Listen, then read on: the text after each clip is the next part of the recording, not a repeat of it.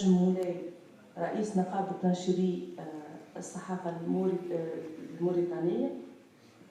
وقد أعطيت الكلمة في البداية إلى السيد ميغيل موراتينوس وزير الشؤون الخارجية السابق في إسبانيا، الذي تحدث عن التقلبات السياسية والاقتصادية والاجتماعية التي تشهدها منطقة حوض المتوسط حاليا، والحاجة الملحة للإعلام لعب دوره في تغطيتها وتفسيرها للرأي العام. وأكد على أن البلدان التي تعيش انتقالا ديمقراطيا في جنوب المتوسط عليها خلق نموذجها الخاص بها في مجال الإعلام والانتقال الديمقراطي، وليس بالضرورة التقيد بالنموذج الأوروبي. كما شدد على ضرورة أن تقوم أوروبا بمراجعة علاقتها ببلدان حوض جنوب المتوسط، وأن تلعب دورا أكبر في مساندة البلدان التي تعيش انتقالا ديمقراطيا. وندد كذلك بخطاب الكراهية والتمييز الذي أصبحت تنشره بعض أحزاب اليمين المتطرف في أوروبا ضد المسلمين، مشددا على أن حرية التعبير في أوروبا لا تعني عدم احترام الآخر في معتقداته، وأن فتح الباب أمام التعدي على معتقدات الآخر دون أي حدود عقلانية أدى إلى انتشار العنف في أوروبا. كما أكد على ضرورة تطوير التفكير حول الحوار بين الضفتين وتحسين الفهم المشترك والعلاقات بين الشمال والجنوب، ودعا إلى التفكير في دور الإعلام في خلق علاقة جديدة بين الضفتين. ثم تحدث السيد علي أحمد صحفي من سوريا عن التجاوزات التي قام بها الإعلام في سوريا إلى حد يرتقي حسب وجهة نظره إلى مرتبة الجريمة الإعلامية، وأشار إلى التنافس بين وسائل إعلامية عريقة وأخرى لا تحترم معايير المهنية الصحفية وتبعات ذلك على الخطاب الإعلامي. من جهته ركز السيد تيبور ماكاك ممثل جمعية الصحافة الأوروبية على ضرورة خلق شبكة تعاون بين الجمعيات الأوروبية التي تعنى بقضايا الصحفيين والدفاع عن مصالحهم وجمعيات في بلدان عربية ومتوسطية. الجلسة الخامسة والأخيرة في اليوم الأول كانت بعنوان شهادات وتجارب المهنية للصحفيين من مناطق الحرب والصراع، وقد أدارها الصحفي العراقي مضر البك. وقد قدم خلالها الصحفي خليل الخليل من سوريا وصفا لوضع الصحفيين في سوريا وما يتعرضون له من انتهاكات سواء على يد الأنظمة على يد النظام أو المعارضة، سواء في مناطق النظام أو في مناطق المعارضة أو في مناطق الأكراد. وبين كيف أن الصحفي يقع دائما ضحية الخلافات السياسية والعسكرية. كما ندد بتصرفات الصحفيين الغربيين الذين يأتون إلى سوريا بأفكار مسبقة يحاولون إثباتها حتى لو اكتشفوا ما يغيرها على الميدان.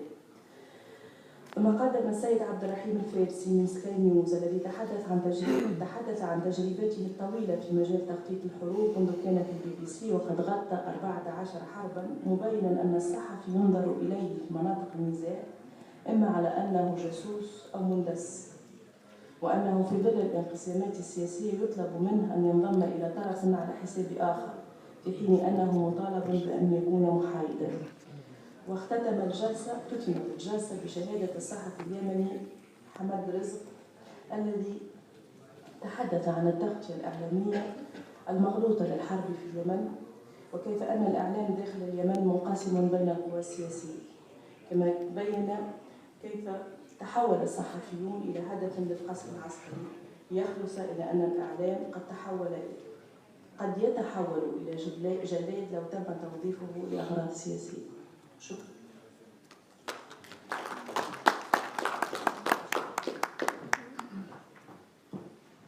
شكرا الأستاذة حلال على هذه الحوصلة. نمر مباشرة للجلسة الأولى اللي سيكون موضوعها انتشار الأخبار الزائفة الوهمية. في إدارة الحوار ستكون الأستاذ منجي الخضراوي رئيس تحرير، المشاركون الأستاذ أحمد راضي صحفي من البحرين، الأستاذة إيفا صحفية كندية تحدث عن تجربتها في اليمن، الأستاذة فينيسيا هي صحفية إنجليزية تتحدث عن تجربتها بحلب، الإعلامية الروسية إليزابيث ستتحدث عن تجربتها، وأيضا الأستاذ منصف السليمي رئيس المؤسسة المغاربية الألمانية للثقافة والإعلام. تفضل السيد.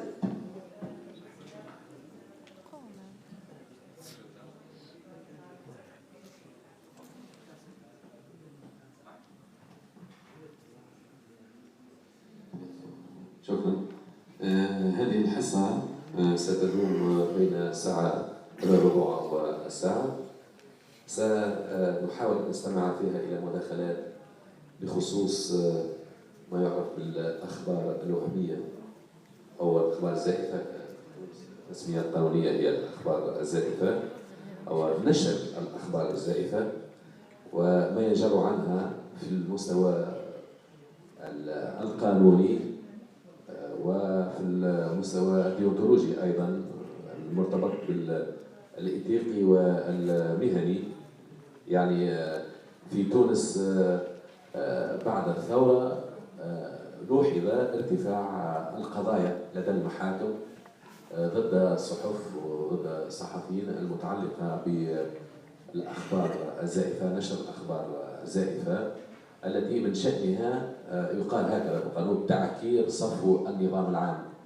يعني قبل الثورة كانت مجلة الصحافة لسنة 1975 تحكم أو تنص على أن الذي ينشر أخبارا زائفة يعاقب بالسجن وتصل العقوبة إلى 3 سنوات سجن، وكانت تستعمل في كثير من الأحيان لتصفية الخصوم السياسيين والصحف التي لا يرضاها النظام. لأنه بعد الثورة بعد 14 جانفي 2011 تواصلت المنظومة القانونية التي تقضي بترويج الأخبار الزائفة بالسجن، لأنه مجلة الصحافة لسنة 1975 لم يتم إلغائها إلا في نوفمبر سنة 2011. نوفمبر سنة 2011 هو التاريخ سن المرسوم على 115 المتعلق بحرية الصحافة والطباعة والنشر، وأصبح العقاب الذي كان بالسجن في قضايا نشر الأخبار الزائفة أصبح خطية مالية.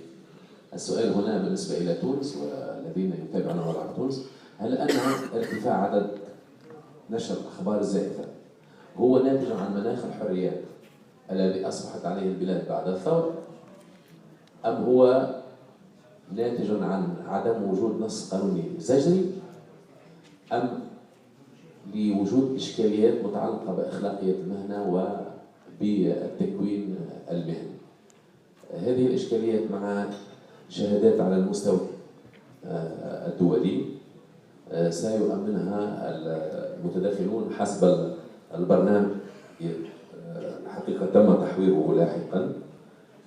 المشاركون سيكون السيد أحمد راضي صحفي من البحرين، السيدة إيفا بارلت صحفية كندية تجربتها في اليمن سوف نرى فيديو، فينيسيا صحفية إنجليزية تجربتها في حلب، إليزابيث إيزياكوف مدير مكتب روسيا دوغاتي، والسيد موسى السليمي رئيس المؤسسة المغربية الألمانية للثقافة والإعلام. ستكون المداخلة الأولى للسيد أحمد راضي الصحفي من البحرين، فليتفضل.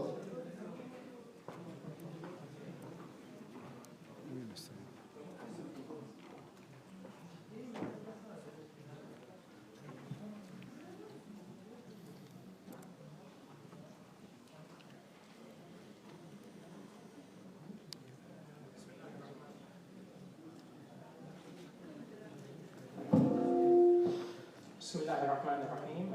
السادة الحضور أهلا وسهلا بكم.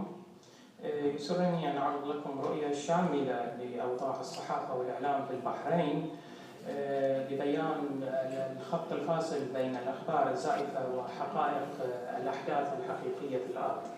وربما لاحقا إن كان هناك وقت أستعرض موجزا تجربتي كمعتقل إعلامي سابق.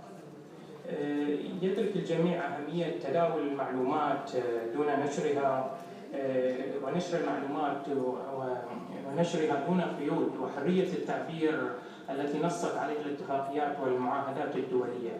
فيما يتعلق بالبحرين، كانت البحرين سباقة بفتح باب الإنترنت منذ عام 1995، وحسب تقرير اقتصاد المعرفة العربي البحرين جاءت في المرتبة الأولى عربياً بمؤشر استخدام الإنترنت، فيما يتجاوز عدد مستخدمي الإنترنت أكثر من 500,000 مشترك. طبعا هناك أيضا عدد مستخدمي مواقع التواصل الاجتماعي ارتفاع كبير. 77% من البحرينيين من فئة الشباب والناشئة يملكون حسابات على مواقع تويتر والفيسبوك.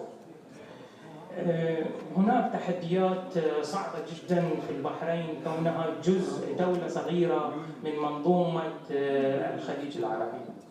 فيما يتعلق بالصحافة والإعلام، النظام سيطر على جميع وسائل الإعلام والصحافة الورقية، ربما ما عدا صحيفة الوسط.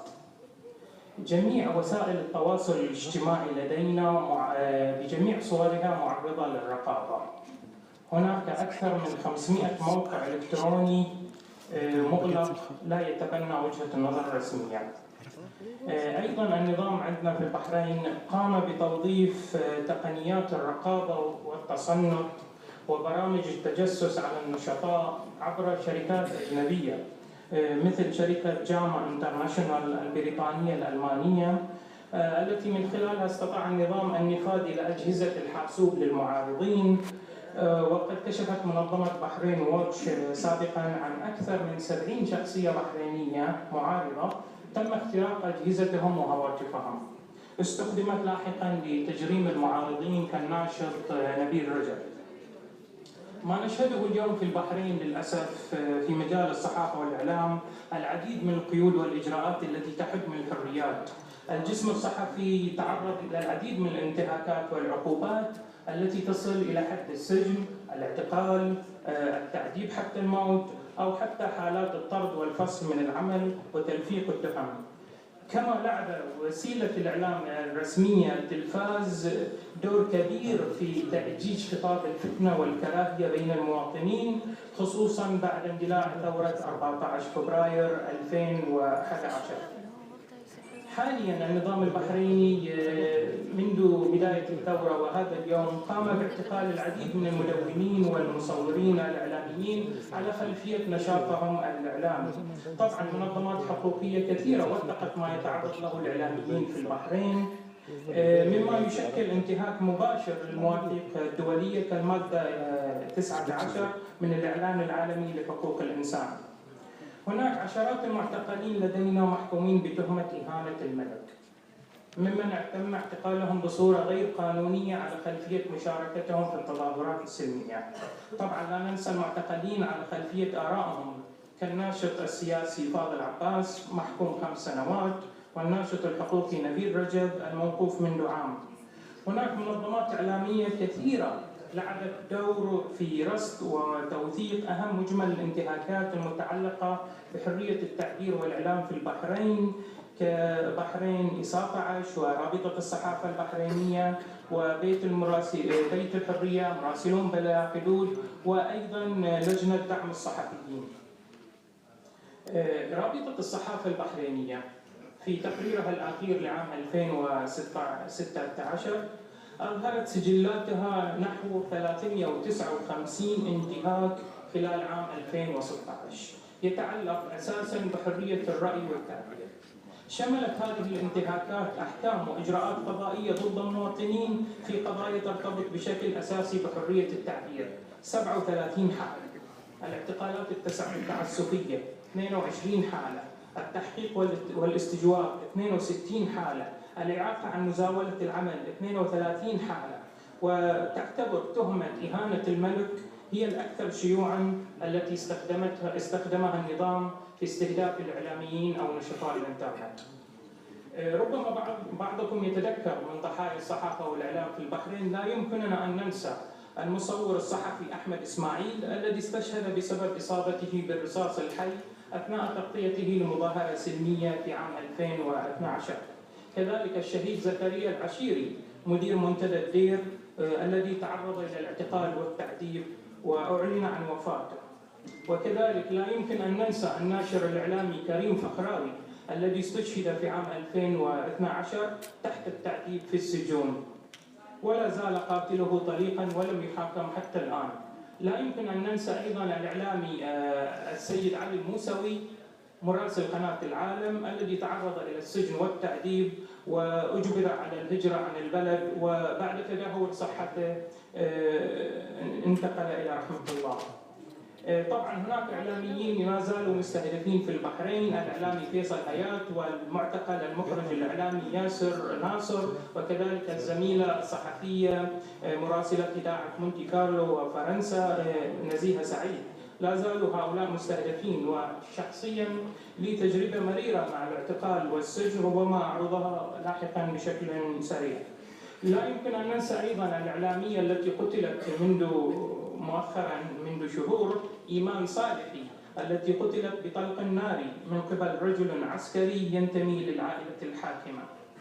العديد من التقارير كشفت أن جميع المحاكمات التي قامت بها السلطات القضائية في البحرين للمتورطين في قضايا قتل وتعذيب الإعلاميين والصحفيين لم تنتهي إلى شيء بسبب سياسة الإفلات من العقاب التي تشجع وتحمي المتورطين في عمليات القتل والتعذيب.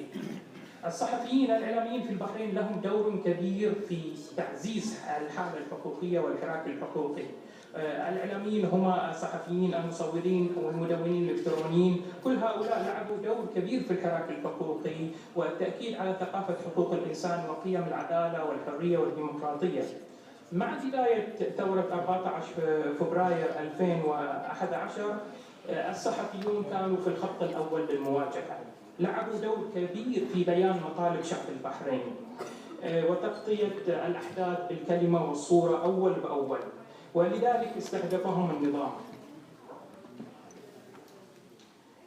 رغم أن الصحافة في البحرين تراجعت بصورة كبيرة بسبب هيمنة النظام الحاكم على جميع وسائل الإعلام وسيادة الحل الأمني وعدم وجود مؤسسة مستقلة للدفاع عن الصحفيين، إلا أن ثورة 14 فبراير فجرت العديد من الطاقات الشبابية والنسائية ونشطاء الإنترنت، مما جعلوا الجدران ومواقع الإنترنت مجال مفتوح للتعبير عن آرائهم. الشباب هم الفئة الناشطة في الميدان هذا اليوم، ومن خرج للمطالبة بالحريات الأساسية وحقوق شعب البحرين. حالياً هناك في سجون البحرين أكثر من 4000 معتقل رأي منذ اندلاع ثورة 14 فبراير. هناك عشرات المعتقلين من إعلاميين، مصورين، مدونين، حتى بلغة العصر يمكن أن نضم إليهم النشطاء الإلكترونيين أو ما يصطلح عليه المواطن الرقمي أو الصحفي، باعتبار أن كل إنسان يمكن أن يكون هو شاهد يقوم بتوثيق ونشر مجريات الأحداث.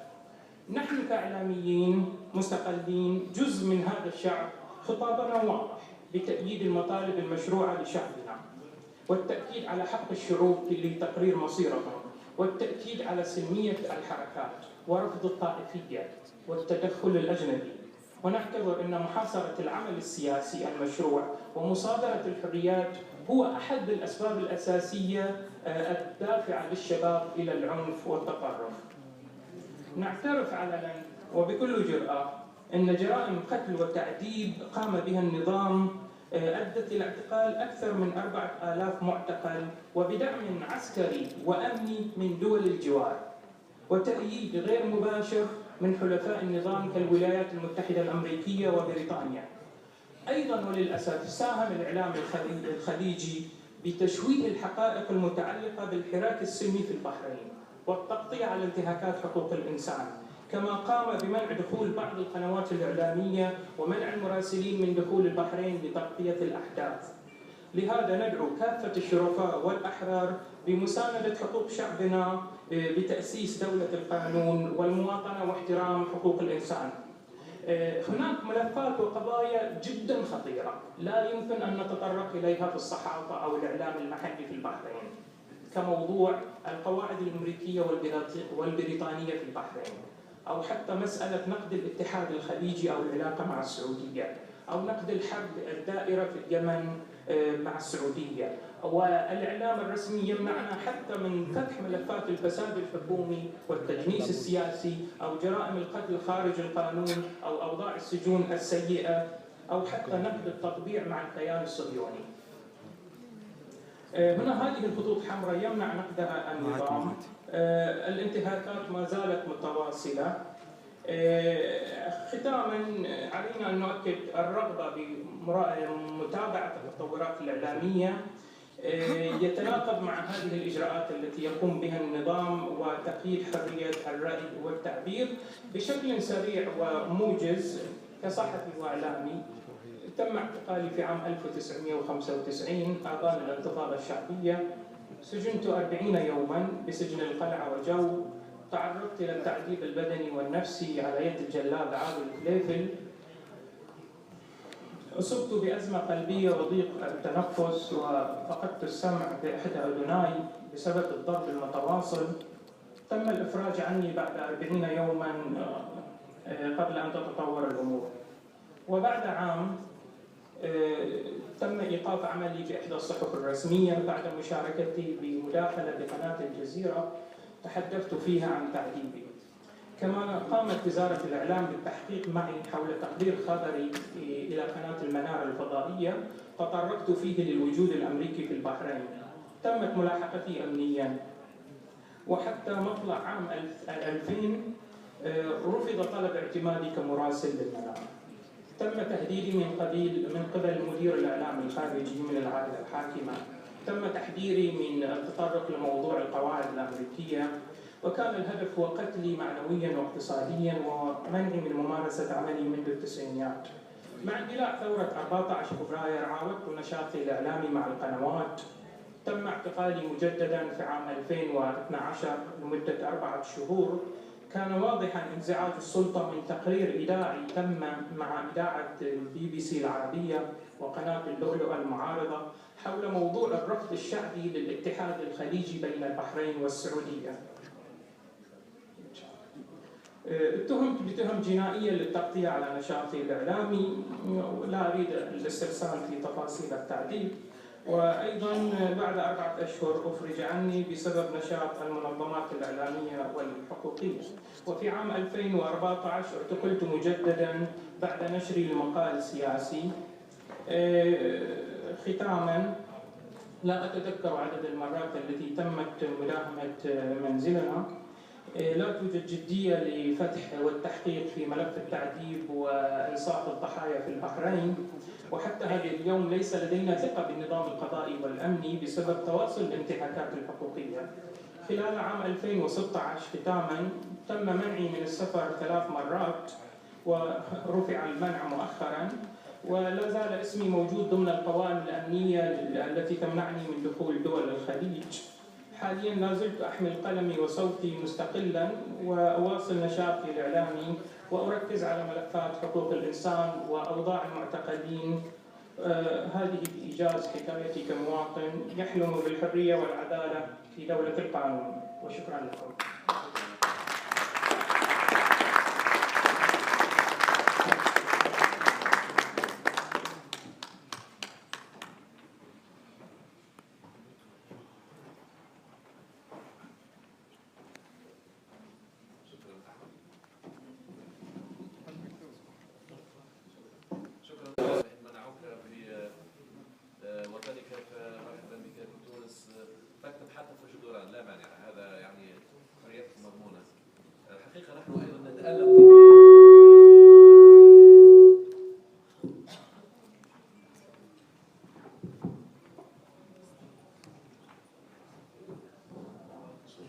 قلت في الحقيقة نحن أيضا نتألم بفقدان زميلينا سفيان ونذير. يعني والدة زميل نذير هي موجودة، ذهب العمل في ليبيا فاختطف هناك وإلى حد الآن لا نعرف مصيره هناك، وهو من الألم الذي ظل راسخا في تونس دفاعا عن الحق في المعلومة بالنسبة للشعب التونسي لتغطية الأحداث الواقعة في ليبيا.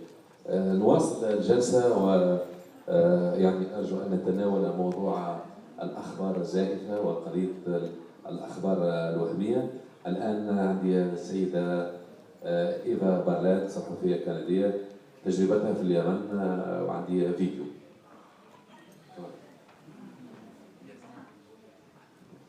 Thank you. First of all, I'm actually going to be speaking on Syria. I'm not sure what the miscommunication was. And before I begin speaking on Syria, I'd like to take just a moment to acknowledge that yesterday in Damascus, 2 terrorist suicide attackers hit a courthouse and a restaurant, killing at least 42 people and injuring well over 100.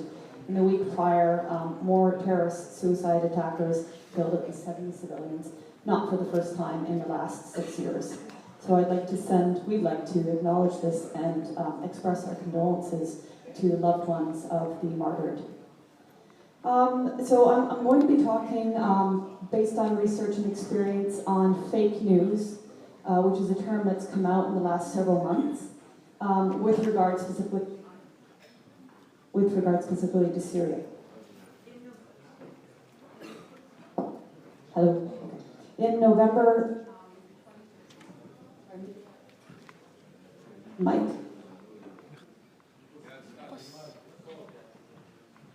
This.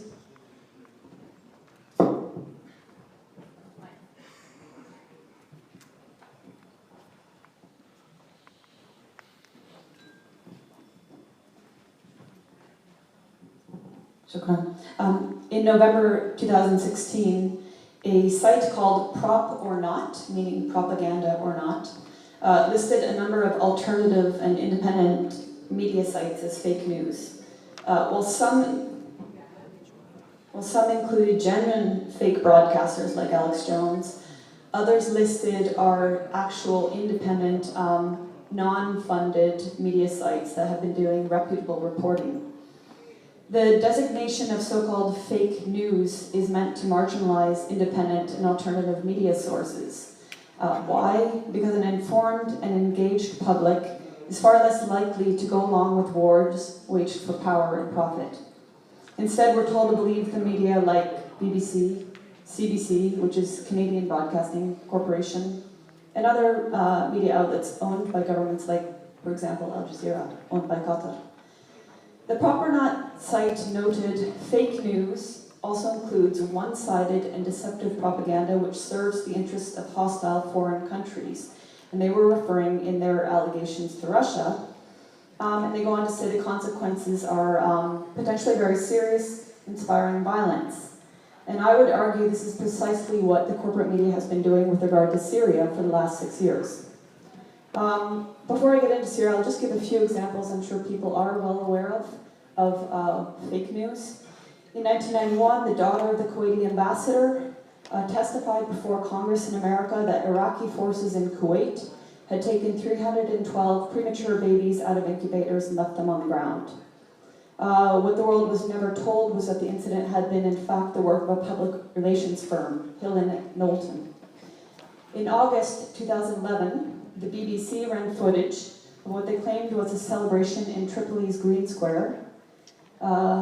When people noticed in the footage there were flags, the flags were actually Indian flags, not Libyan. The BBC has also accidentally published a photo of corpses covered with shrouds, alleging this was Ghouta in Syria. The photo was from Iraq, and the Italian photographer who took that photo begged to differ. In August 2011, CNN reported on a story from the Syrian Observatory for Human Rights, which incidentally is based in the UK and is run by one man. And the story was that 8 infants in incubators had died in a hospital in Hama due to the Syrian authorities. The images later proved to be from Egypt. These are just some examples. There are a myriad of examples of media manipulation and distortion and false uses of images pertaining to Syria with the intent of accusing the army or the government of certain things.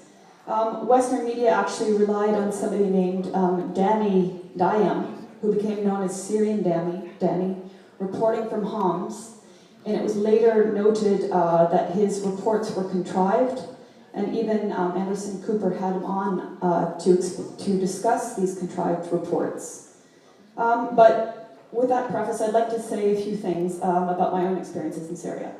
I've been there 6 times and traveled extensively in Homs, Latakia, Tartus, Aleppo, and of course Damascus and other regions. I visited areas where Syrians have been terrorized by suicide and car bomb attacks.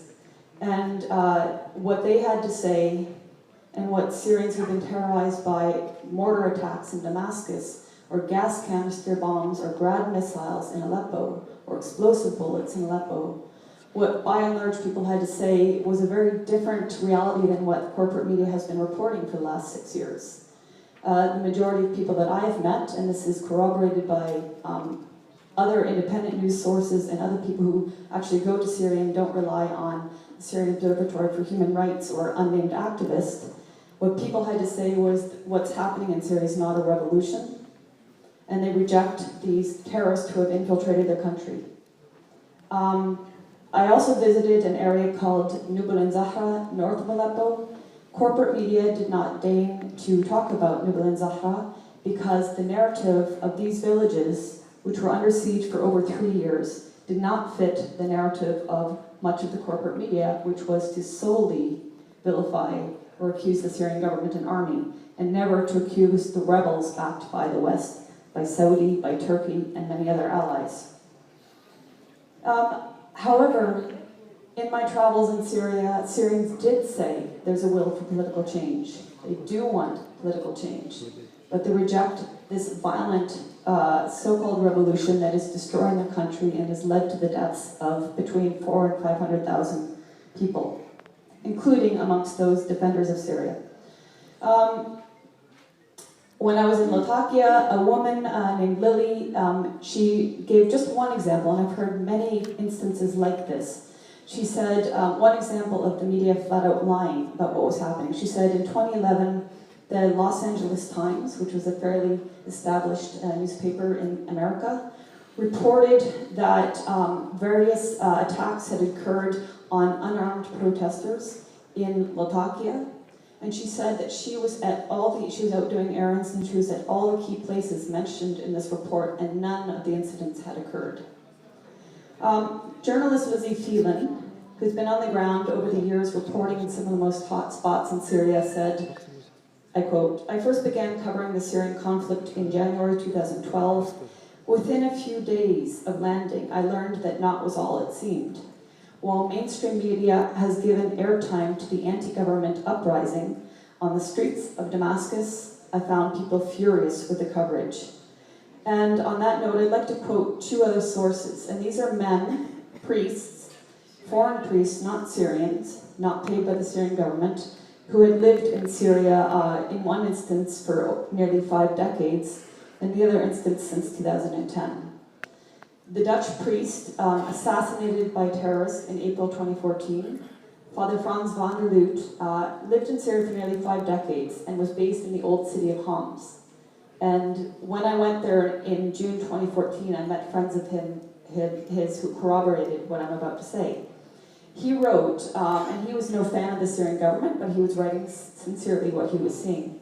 He wrote in January 2012, quote, "From the start, the protest movements were not purely peaceful.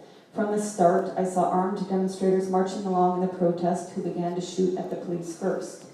Very often, the violence of the security forces has been a reaction to the brutal violence of the armed rebels. Most of the citizens in Syria do not support the opposition, therefore you cannot say this is a popular uprising." Flemish priest, Father Daniel Maes, who was 78 at the time that this was written, was at a different monastery near Damascus. He said the idea that a popular uprising took place against President Assad is completely false. I've been in Qara since 2010, and I've seen with my own eyes how agitators from outside Syria organized protests against the government and recruited young people. He goes on to talk about how the media has been misportraying reality in Syria. Now, these are people that were living in Syria, but even some components of corporate media have refused and rejected this narrative that's been put forth. And there's one notable incident. Journalist with Al Jazeera, Ali Hashim, resigned because Al Jazeera refused to air footage he had, which showed clearly in May 2011 armed militants crossing from Lebanon into Syria. And he said that he'd already seen this occur in April 2011, but was only able to film it in May. And he was told, "Ansi Nafi Musalahin," forget that you saw militants. And it was not aired, and he resigned in protest. And there are other from Al Jazeera's staff who resigned in protest. In order to put forth disinformation on Syria, many corporate media employ the tactics of outright lies, some of which I've referred to, but also distortions. For example, Aleppo was a key item in the media for at least the last year, heavily focused on Aleppo. We heard many reports, which I think journalist Vanessa Beeley will get into, on hospitals being attacked, on sieges. We also heard corporate media and the United Nations refer to the number of civilians in East Aleppo as anywhere from 250,000 to 300,000, when in reality it was at least half that number. So numbers were inflated, and this was not the first time with regard to Syria.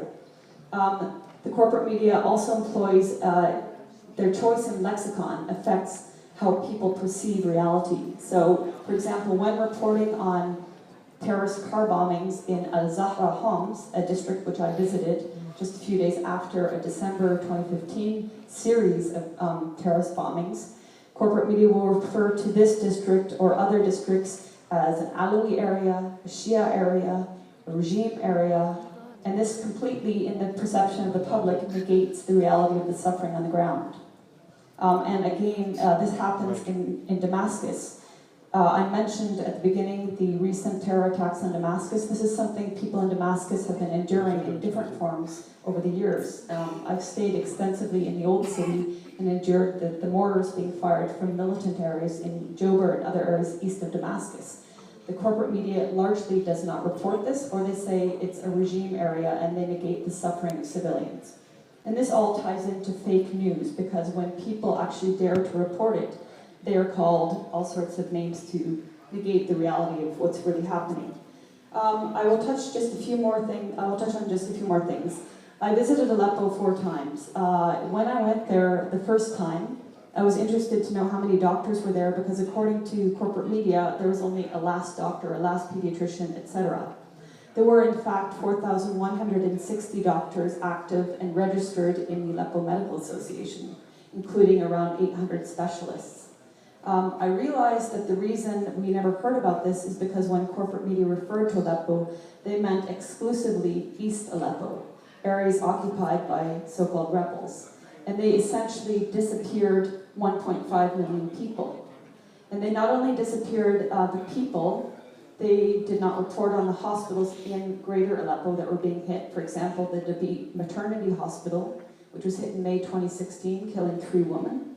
Or, for example, the Kindi Hospital, which was a large cancer hospital, which was destroyed in, I believe it was the end of 2013. These are significant issues, and yet because it did not serve the agenda of vilifying the Syrian government for regime change, these were largely not reported or distorted. To my knowledge, corporate media did not acknowledge the 11,000 civilians killed by terrorist bombings in Aleppo.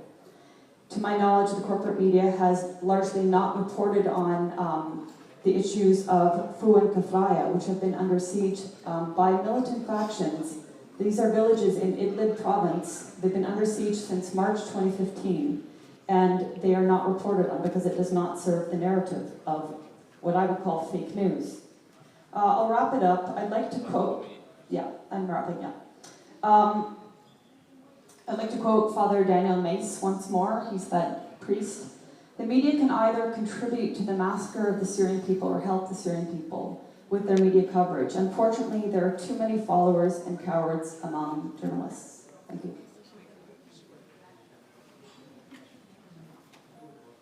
شكرا لهذه الشهادة. الحقيقة سيدة فينيسيا تحدثنا عن تجربتها.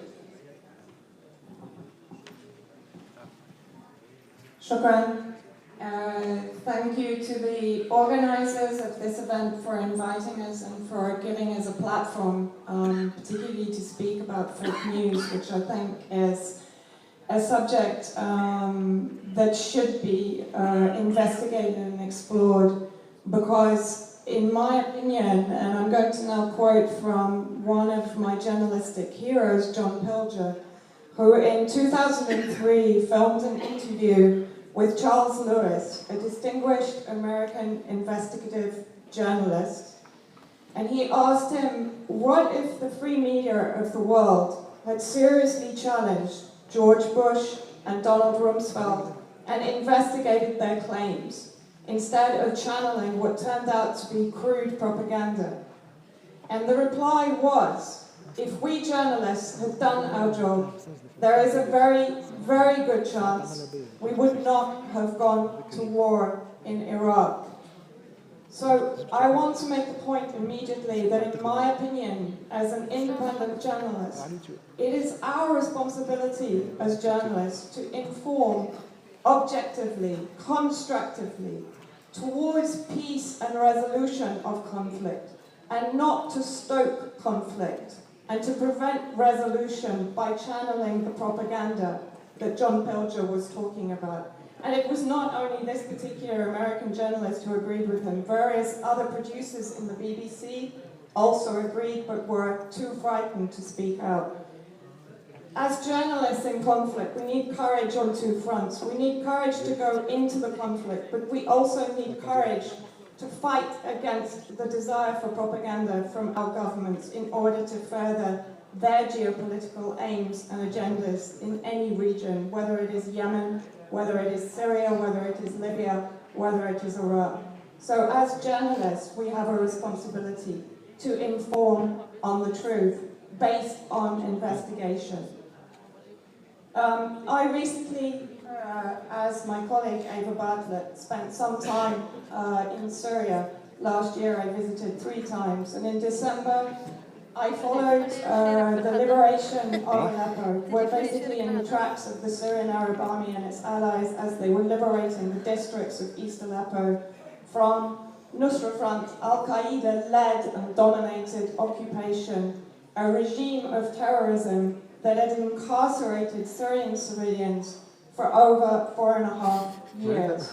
So basically I was able, and I was one of the few Western media journalists independently on the ground in Syria, speaking to those Syrian civilians as they were emerging from what was effectively imprisonment, torture, execution, deprivation, starvation, abuse, kidnapping for 4.5 years, supported by NATO and Gulf states. And their voices, along with, as Ms. Bartlett mentioned, the 1.5 million civilians in West Aleppo, the voices of those civilians in East Aleppo were completely muted.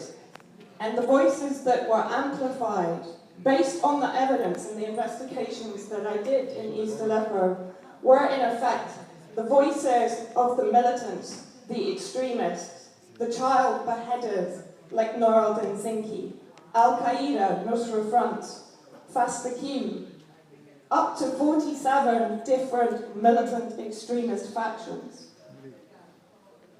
One of the myths, one of the main fake news that for me supports my government's illegal, under international law, intervention in Syria is the myth of the freedom-bringing moderate rebels. I interviewed Mohammed, aged 13, in Hanana, 2 days after its liberation.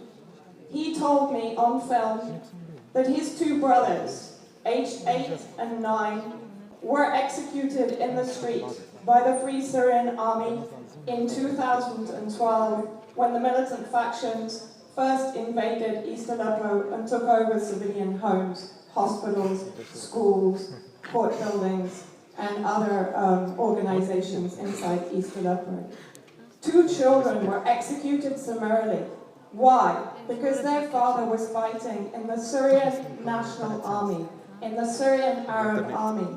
The Syrian Army, which is of the people.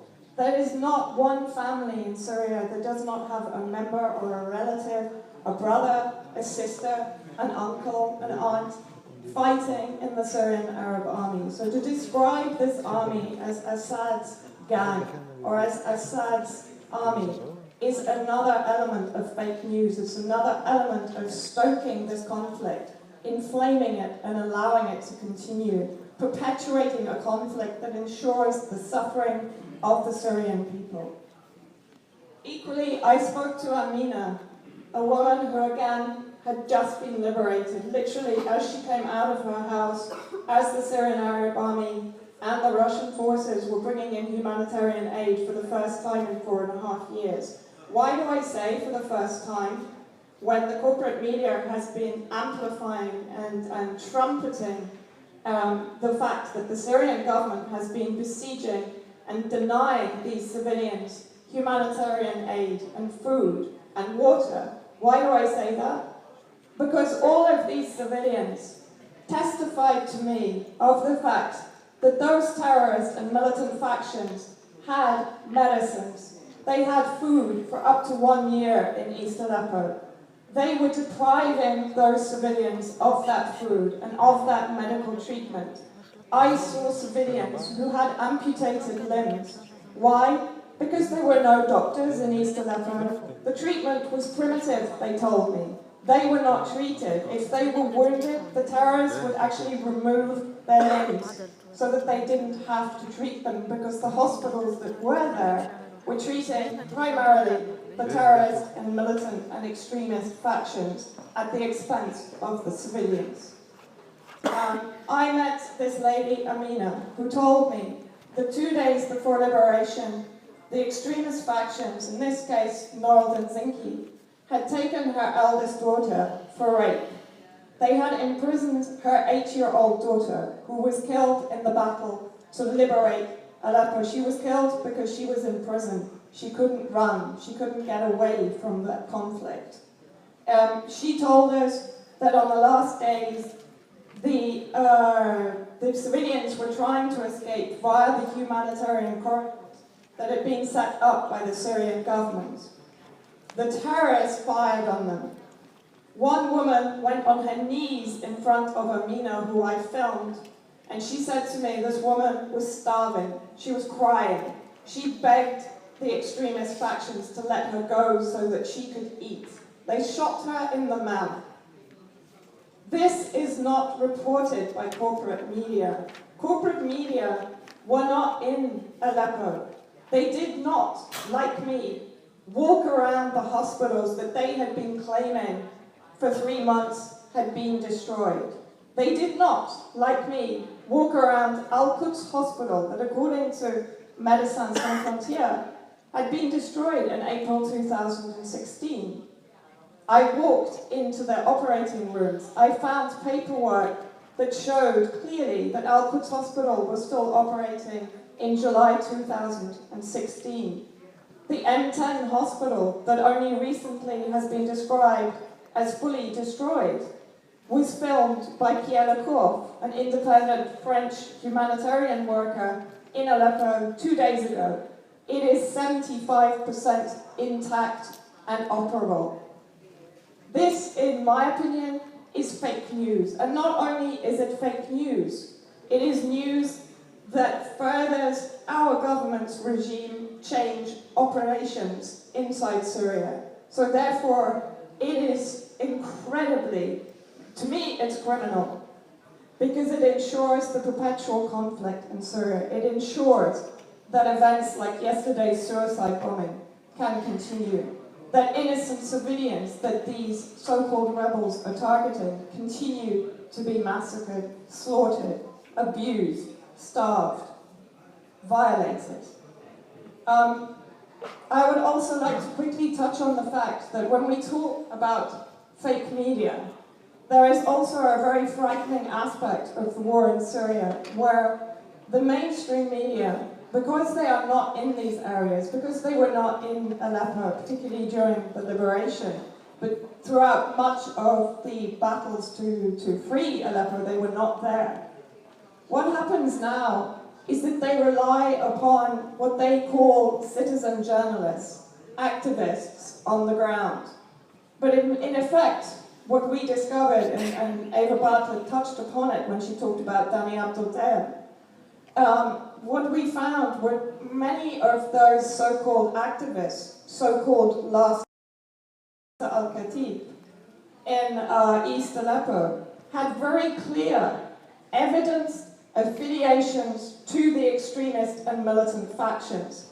And so therefore, our corporate media was in effect, as I said, amplifying the voices of the extremists while dehumanizing the voices of the Syrian civilians, particularly the majority, the 80-20 rule, the majority of Syrian civilians who were living in West Aleppo, 1.5 million compared to the 110,000 that eventually left East Aleppo, and by the way, went immediately to government-held West Aleppo, yet again contradicting and negating the narrative that it is the Syrian government that is inflicting this damage upon its own people. Those people fled East Aleppo, terrorist occupation. Where did they flee? They fled to the government-held areas where they received humanitarian aid and medical treatment and social aid for the first time in 4.5 years. There are many other evidence testimonies basically exposing what the corporate media had been reporting for 4.5 years as fake news. My main investigation, of course, as some people will be aware, was into the existence of the white helmets. I don't think I have time to go into that right now, but one point I would like to make is when there are organizations like the White Helmets that are producing propaganda that effectively only serves the interests of the NATO and Gulf states, which is to escalate the conflict in Syria and to effect regime change, we as journalists have a responsibility to investigate and to not support these soft power complex organizations without questioning. And I will leave you with one thought on the White Helmets. There was a quote from Admiral Sir Philip Jones, the first Sea Lord, the first Admiral of the British fleet, 2 days ago. And he said publicly, "So the hard punch of military power is often delivered inside the kid glove of humanitarian relief." I will leave you one last thing to think on. The White Helmets is an organisation primarily funded by the UK government. And I would ask the UK government, why is that organisation funded by the Conflict Security Fund for non-humanitarian aid? And I will leave you, as journalists, with that question. Thank you.